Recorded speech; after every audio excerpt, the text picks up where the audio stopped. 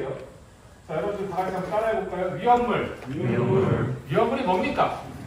우리가 이미 얘기를 했지만, 위험물이라고 하는 것은 인화성 또는 발화성 등의 물품 이렇게 되어 있어요. 자, 따라해볼까요? 인화성, 발화성. 인화성이라는 말이 무슨 말이냐? 인화성이라고 하는 말은 이런 걸 말하는 거예요. 여기 종이가 있습니다. 불을 붙였어요. 불이 붙어요. 불이 붙겠죠? 그러면 인화성이 있는 거예요. 끌어당겨서 불을 붙였을 때 불이 붙는 것들을 우리 인화성이라는 표현을 씁니다. 인화성. 그럼 발화성은 뭐냐? 불이 붙는 거예요. 가열을 하거나 이랬을 때 불이 붙는, 불이 발생하는 그런 성질을 가지고 있는 걸 우리는 발화성 그럽니다. 그래서 인화성이나 또는 발화성을 가지고 있는 물품을 우리는 위험물이라고 하거든요. 그런데 이 종이가 위험물일까요? 어때요? 종이 위험물이에요? 아니죠. 왜 아니냐면 이거는 인화성은 맞지만 대통령이 정한 물품이 아니거든. 자, 대통령령이 정하는 이 말이 전제 조건이야. 대통령령이 정하는 인화성 또는 발화성 등의 물품을 위험물이라고 합니다. 이 세상에 굉장히 많은 인화성 물질과 발화성 물질들 중에서 특별히 화재가 났을 때 확산이 빠르거나 불을 끄기 어렵거나 이런 거를 대통령이 정했다 이 말이야. 그 중에 하나가 휘발유, 석유, 아세톤 이런 것들이에요. 이런 걸 위험물이라고 하는 겁니다. 이해하셨나요? 몇 가지로 남았냐? 몇 가지로 남았죠? 수업 안 들었습니까? 몇 가지로 나뉜다 그랬어요? 몇 가지? 6가지로. 들은 사람이 한 명밖에 없나 봐. 자, 1류부터 66까지 6개류를 나눠준단 말이에요. 이렇게. 1류, 2류, 3류, 4류, 5류, 6류. 이렇게 6개로 나뉘어졌어요. 그래서 얘네들이 각각의 위험을 안전관리법상 확률을 살펴보면 1류 위험물은 산화성 고체라고 하는 거고요. 됐나요? 자, 다시. 1류 위험물은 산화성 고체. 됐나요? 자, 2류 위험물은 뭐냐면 가연성 고체라고 하는 겁니다. 따라해볼까? 가연성 고체. 3류는 자연 발화성 물질 및 금수성 물질. 따라해볼까? 자연 발화성 및 금수성 물질. 네, 이건 오늘은 반드시 요거 6개는 암기가 돼서 가야 돼요. 4류는요, 인화성 액체라고 하는 겁니다. 따라해볼까? 인화성 액체. 5류는요, 자기 반응성 물질입니다. 따라해볼까? 자기 반응성 물질. 자, 6류는요, 산화성 액체라고 하는 겁니다. 따라해볼까? 산화성 액체. 네, 이렇게 되는 겁니다. 이렇게 되는 거고요. 그러면 얘네들의 성질을 한번 알아보자 이 말이야. 여기서 말하는 1류 산화성 고체부터 6류 산화성 액체까지 얘들이 다 타는 물질이냐 이거죠. 다 탈까요? 자, 우리는요, 제가 수업 시간에 얘기한 적 있지만 연소라는 개념을 어떻게 표현했었냐면 산화반응이라고 표현했었단 말이에요. 산화반응. 그건 공기 중에 산소와 결합하는 반응을 산화반응이라고 하는 거야. 그럼 얘네들은, 인류는 산화반응이 다 이미 끝난 거야. 다 끝났다고. 종료됐어. 또 산화반응 할까요? 하지 않죠. 생각해보세요. 종이에다가 불을 붙이면 이 종이는 산화반응을 합니다. 불이 붙을 거 아니야. 다 탔어. 종이가 재가 돼버렸어. 그 다 탄 재를 또 불을 붙이면 불이 붙나요? 붙지 않죠. 그래서 얘네들은 산화반응이 다 끝난 고체, 얘들은 산화반응이 다 끝난 액체만 모아놓은 거예요. 따라서 얘네들은 타지 않는 불연성, 연소가 불가능한 그런 물질을 말하는 겁니다. 아니 그럼 교수님, 왜 타지도 않는 물질을 대통령이 위험하다고 했을까요? 이게 궁금하잖아. 타지도 않는 건데, 위험하지도 않은데. 그 왜 이렇게 대통령이 정했느냐 하면 1류와 6류는 타지 않는 물질이지만 혼자 있을 때는 불이 안 붙지만 가연성 물질과 만나면 가연성 물질에 대한 발화원이 된다 이 말이에요.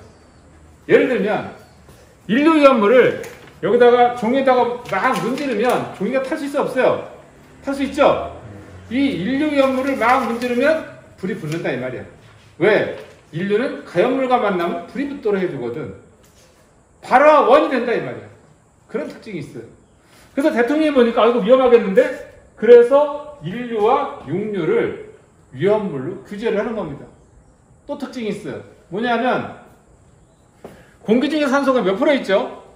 약 21%가 있습니다. 만약에 여기서 불이 붙으면 이 가연성 물질은 산소, 이 내부에 있는 산소를 소비하면서 탈 거예요. 21%, 20%, 19, 18, 17, 16, 15 점점 산소 농도가 낮아지면 그냥 저절로 꺼집니다. 맞죠? 산소가 없으니까. 이럴 때 인류염물이 뭘 가지고 있습니까? 산화성 고체, 산화성 액체이다 보니까 산소를 가지고 있을 거 아니야. 그러면 얘네들은 열을 받으면 뭘 발생하냐면 산소가스를 막 내는다 이 말이야. 산소를 가지고 있으니까. 그럼 꺼져가던 불꽃에 화력을 끼얹는 거하고 똑같은 거죠. 불이 확대된다 이 말이야. 그걸 조연성이라고 합니다. 이건 제가 나중에 인류염물에 대한 설명을 할 때 영상도 다시 한번 보여드릴 거예요. 그래서 인류와 육류는 스스로는 타지 않아요. 그걸 뭐라고요? 불연성. 안 탄다 이 말이야. 그런데 얘네들은 가연물에 대해서는 발화원이 되고 연소를 도와주는 조연성이 있다. 이게 특징이랍니다. 이걸 반드시 기억하셔야 돼요. 자, 그 다음에 이류 가연성 고체, 당연히 불붙는 물질, 연소가 가능한 고체예요. 이 삼류 중에 보면 자연발화성 및 금수성 물질이라고 있단 말이야. 무슨 말이냐 이거야. 자연발화성 물질은 저절로 불이 붙는 물질이야. 저절로. 공기 중에 그냥 놔둬도 불을 안 붙여도 자기 스스로 그냥 저절로 불이 붙는 물질. 대표적인 게 황린입니다. 나중에 5장 가면 배울 거예요. 5장, 중요한 원소화학에서. 그래서 제가 오늘 자연발화성 및 금수성 물질 중에서 금수성 물질을 하나 준비해봤어요. 이 금수성 물질에는 어떤 게 있느냐 하면 일족 원소, 아시죠? 알칼리 금속적입니다.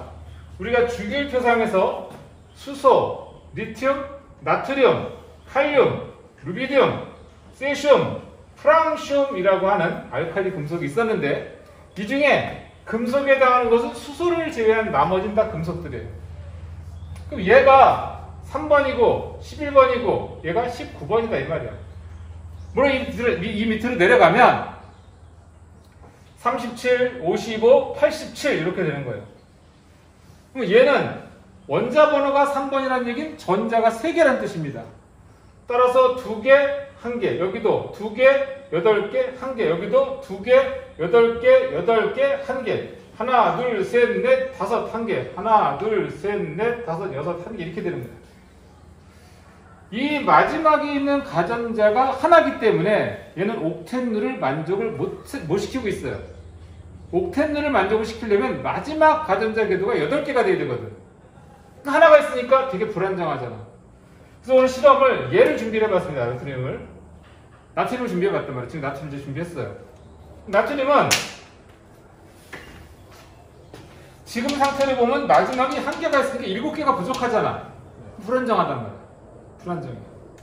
그래서 얘는 물하고 만약에 물속에 넣게 되면 나트륨은 물속에 넣는 순간 어떤 일이 생기느냐? 참 재밌는 일이 생깁니다. 원래 물은요, 나중에 7장에서 물과 반응하는 물질의 화학에서 다시 한번 설명할 겁니다. 지금 잘 모르셔도 괜찮은데 물은 원래 H 플러스와 OH-가 평화롭게 살고 있던 애들이야. 이 중에 이 OH-라고 하는 걸 이름을 뭐라고 하냐면 수산기라고 합니다. 따라해볼까? 수산기. 제가 노래를 하나 만들었어요. 아시죠? 한번 해볼까요? 수산기는 금속을 좋아해. 기억나십니까? 처음 들어요? 처음 들어? 들어봤어? 자, 독창하겠습니다. 시작. 수산기는 금속. 너무 소극적인데? 수산기는 금속을 너무 좋아하다 보니까 나트륨을 물속에 넣으면 이 수산기가 나트륨하고 반응해버려요. 어떤 일이 생기느냐? NaOH가 되면서 얘가 어디 오갈 데 없어졌죠? 수소이온이. 그러니까 주변 수소이온하고 만나서 수소가스가 됩니다. 아, 승질날 거 아니야? 그치? 아니 나는 수소열은 수상기하고 평화롭게 잘 살고 있었는데 갑자기 나트륨이라는 녀석이 나타나서 가버렸어. 화나요 안 나요? 화나요 안 나요? 열 나요 안 나요? 열이 막 나겠지? 그러니까 안 그래도 수소는 다른 수소하고 만나서 수소가스가 됐는데 이 수소가스는 굉장한 가연성 가스입니다. 열이 나니까 그 열이 그 가연성 가스 전달해서 폭발하는 거야. 불이 붙습니다. 그걸 제가 준비를 해봤어요. 물론 나중에 영상으로는 운동장에서 실험한 게 있습니다. 운동장. 스케일을 좀 크게 해서. 근데 여기서는 살짝 작은 알갱이 가지고 실험을 한번 해볼게요. 나중에 이제 대면 수업이 본격적으로 진행이 되면 개별적으로 다 실험을 할 수 있도록 준비를 할 겁니다. 자, 이렇게. 자, 됐습니다. 나트륨을 제가 준비를 했어요. 이 안에 있는 게 나트륨인데 나트륨은 물하고 반응하기 때문에 석유 속에 보관합니다. 뭐라고요? 석유 속에서는 되게 안정한 물질이거든요. 자, 그래서 석유 속에 담겨져 있는 나트륨 알갱이를 꺼낸단 말이에요. 이렇게.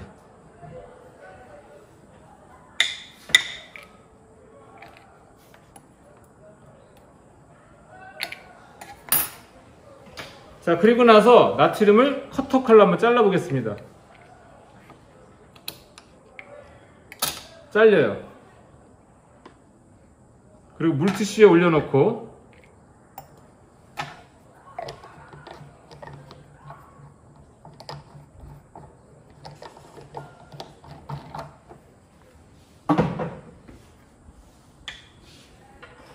자, 여기다가 물을 한번 떨어뜨려 볼게요. 자, 나트륨은 삼류 위험물로서 금수성 물질입니다. 제가 지금 나트륨이 담겨져 있는 통에서 자, 나트륨 조각을 꺼냈습니다.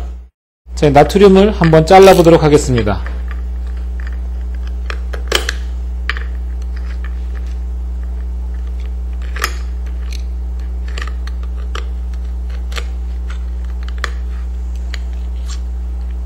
자, 이렇게 보시는 것처럼 나트륨은 은백색의 금속입니다.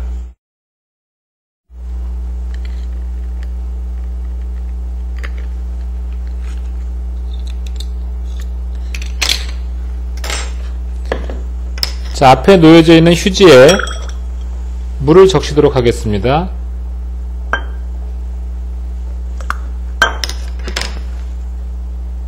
자, 물을 적시고 나서 나트륨을 그 위에 올려보겠습니다. 자, 그 다음 나트륨 금속 조각 위에 물을 떨어뜨리면 나트륨은 공 모양이 될 겁니다. 자, 공 모양이 됐죠? 그리고 물과 만나서 발화됩니다.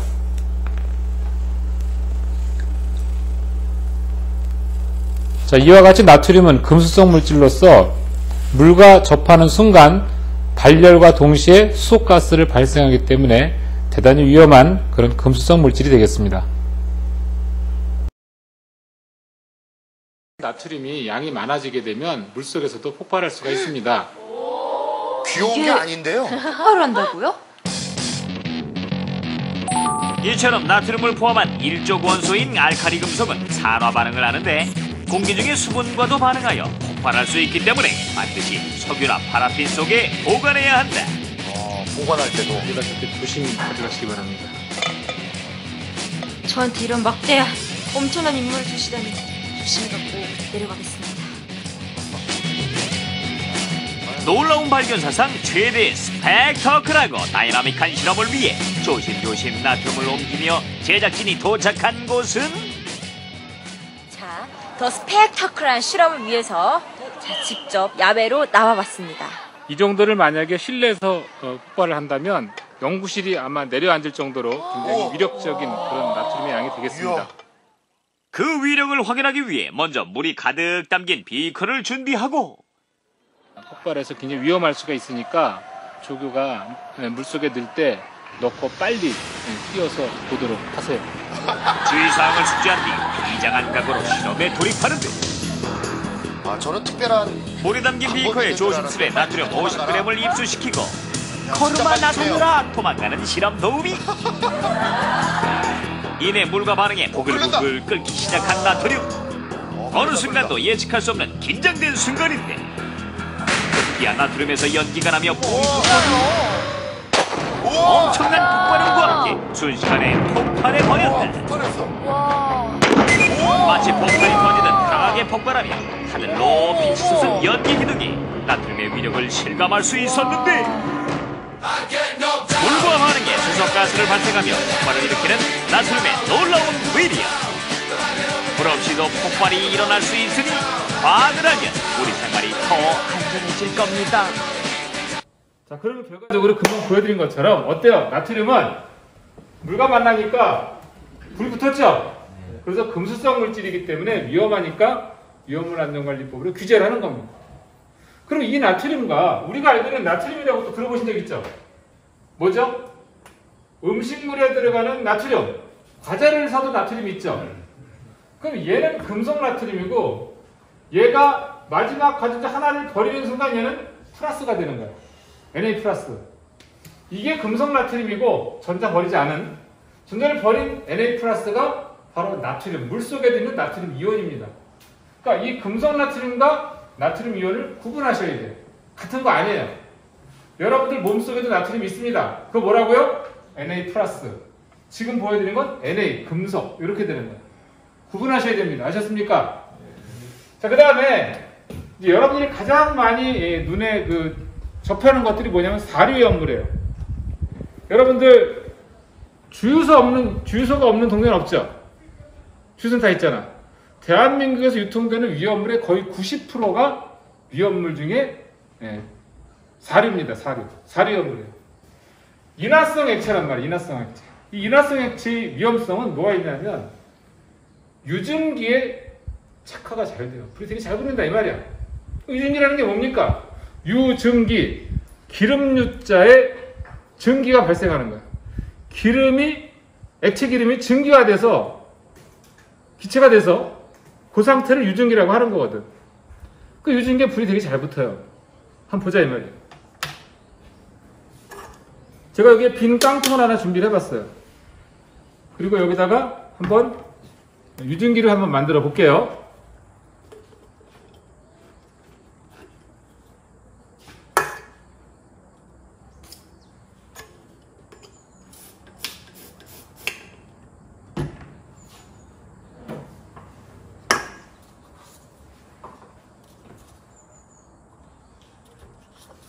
이 안에다가 인화성 액체를 넣고서 막 흔들어주면 어떤 일이 생길까, 성환아?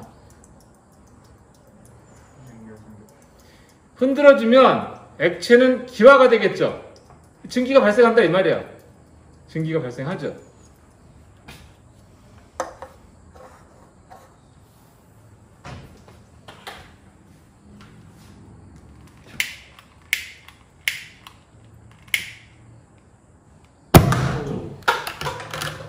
이런 일이 생긴단 말이죠. 유증기가 무지하게 위험하다 이 말이야.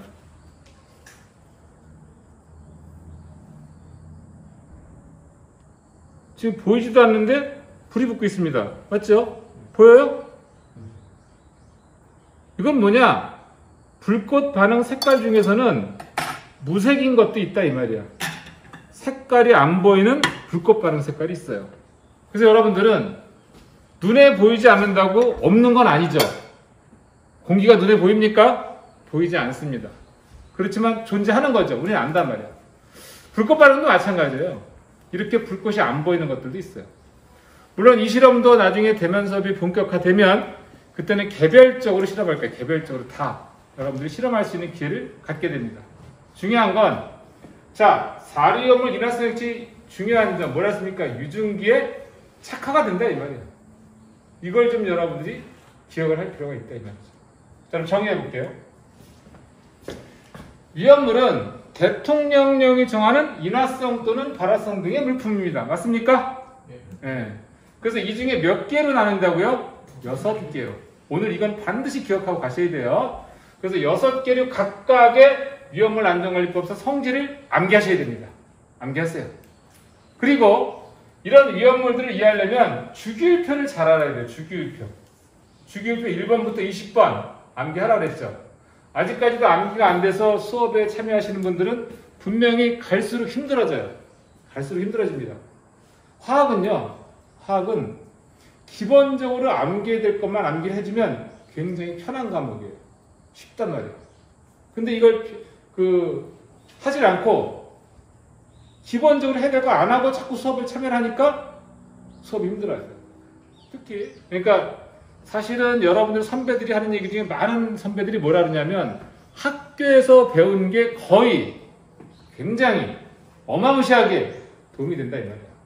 학원 갈 필요가 없습니다. 합격한 친구들이 학교를 다닌 게 너무 큰 도움이 된다고 이런 얘기들을 많이 합니다. 그래서 여러분들도 지금 학교 다니는 동안 학교 공부를 좀 세밀하게 좀 잘 하셨으면 좋겠어요. 아셨어요? 네. 공무원뿐만이 아니라 자격증을 따서 취업을 가는 것도 마찬가지입니다. 제가 아까 위험물 산업회사 가지고 취업하기 쉽지 않다 그랬죠. 그러나 석유화학 회사는 또 되게 좋아요. 내가 위험물 자격증 가지고서 취업처가 넓진 않지만 석유화학 회사는 가면 보통 연봉이 5천이 넘습니다. 신입사원한테. 그거는 최소한 소방설비기사, 위험물 두 개는 기본적으로 따고 있어야 돼요. 거기다 학사까지. 그러면 이 석유화학 회사 같은 경우에는 주로 학교 성적 3.5 이상 돼야 됩니다. 성실성을 보거든요. 그러니까 학교 공부를 정말 열심히 다니셔야 돼요. 학교가 중요하다 이 말이지. 그래서 지금 여러분들이 코로나라고 해서 늦게 일어나고 늦게 자고 이건 바람직한 건 아니에요.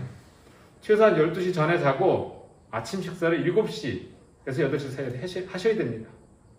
생활 리듬을 좀 그렇게 낮에는 움직이고 밤에는 자고 이런 생활 리듬을 가지셔야 돼요. 그다음에 이 중에도 아르바이트 하다가 저하고 상담을 통해서 그만둔 친구가 있는데 아르바이트는요 여러분들의 인생을 망칩니다. 정말 망칠 거예요. 차라리 아르바이트 할 시간에 공부를 하는 게 중요한 거예요. 지금 학교에서 이번에도 2학기 때문에 튜터링 모집하고 있는 것 같아요. 튜티를 모집하고 있는 것 같더라고요. 튜티는 지원만 해도 10만 원씩 줍니다. 장학금으로. 얼마나 좋아요. 그런 식으로 통해서 자기의 어떤 경제적인 부분을 해결을 할 생각을 해야지 공부해서 장학금 받는 게 중요한 거지 아르바이트 하는 건 중요하지가 않아요. 제발 아르바이트 좀 안 했으면 좋겠어요. 남는 시간에 뭐예요, 교수님? 남는 시간에 차라리 놀으세요. 그게 낫습니다. 남는 시간에 여가 활동도 하고 산에도 가고 수영도 하고 또 요즘 코로나 때문에 갈 데가 많지는 않지만 독서하고 영화 보고 즐기세요. 젊음은 다시 돌아오지 않습니다. 여러분들 20살의 청춘이 또 다시 오지는 않는 거야. 난 차라리 아르바이트를 하는 것보다는 그냥 그런 식으로 친구들하고 놀고 그랬으면 좋겠어요. 아시겠죠? 자, 제가 오늘은 이 정도까지 하는데 혹시 이제 복학생 중에서 아까 제가 얘기했지만 1대1 멘토링을 희망하는 친구들은 문자를 보내주시고 그 다음에 제가 1학기 때 케맥스 동아리를 모집을 해서 현재 운영을 하고 있는데 재학생 말고요. 이번엔 복학생과 그 외의 다른 학생들 중에서 혹시 교수님 밑에서 사사를 받고 싶어요. 희망합니다. 공부하고 싶어요 하는 친구들은 문자를 보내주세요. 케맥스 동아리 지원하는 이유를. 그럼 제가 선별해서 이번 학기 한 2명 정도 더 선별할 생각입니다. 아무튼 오늘은 이 정도로 하고요. 다음 주부터 또 이번 주 금요일부터죠. 또 여러분들 수업이 언제 있나요? 금요일 있나요? 금요일에서 올렸습니다 이미. 그래서 아마 이번 주에도 정시에 강의 들으시고 댓글 다시기 바랍니다. 수고하셨습니다.